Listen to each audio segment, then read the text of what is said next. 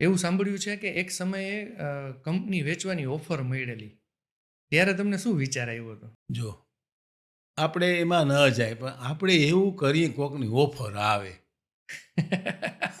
સમજાણું? શું કામ આવી ઓફર? એમાંથી એવું શીખીએ કે આપણને ઓફર ક્યારે આવે, એવું કાર્ય કરીએ. Very nice.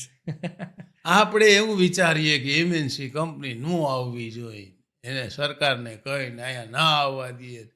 એટલે આવે તો એમાંથી શીખો કાંઈક, અને એની સામે આમ અડગ ઊભા રહ્યો, તો અહીંયા તમને ઓફર આવે. આવું શીખવાનું આમાંથી. વાહ. આવું કાંઈક કરી બતાવવું છે કે એ લોકો દિમાગથી વાતો કરે છે, આપણે દિલથી પણ ગાતું કરી અને આપણા બધાના દિલ જીતી અને એની સામે ઊભા રહેશું. ત્યારે ઓફર આવે છે. કેની ઓફરો આવ્યું એમાં ન જાય આપણે, પણ ઓફર આવે શું કામ એમાં જાય, એવું કરીએ. 100% સાચી વાત છે કે જે તમે મહેનત કરવી છે તો એવી જ કરો. હા, કે ઓફર આવે. હા. ઓફર આવે તો તમે વેચાય પણ ન જાઓ. વેચા પણ ન જાઓ. હા, એવું શીખીએ આપણે. કેની ઓફર આવી એમાં ન જઈએ. એ હમ. જગ જાહેર છે. હા. ઓફરો આવી હતી કેની. હમ. સમજાણું? હા હા, બરાબર છે. પણ આ શીખવા જેવું આપણે બધાને, હા.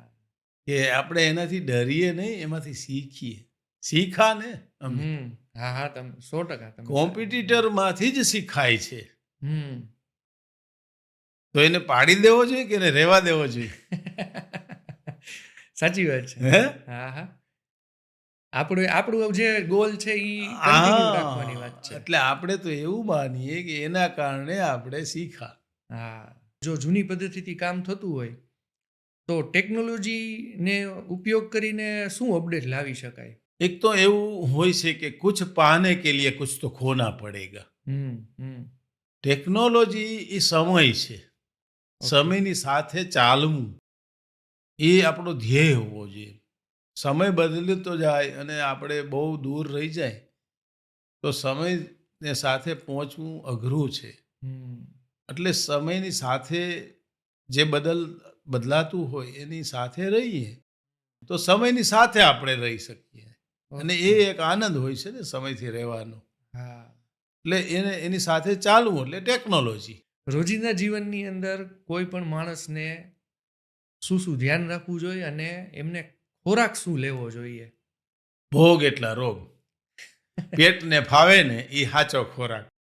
પોતે ડોક્ટર બને કે મને પેટમાં, જો બધું શરીરમાં તમને મગજને ઓલી વાગાડે ઘંટડી, પણ બેરાશ ન આવવી જોઈએ, સાંભળવાનું એનું.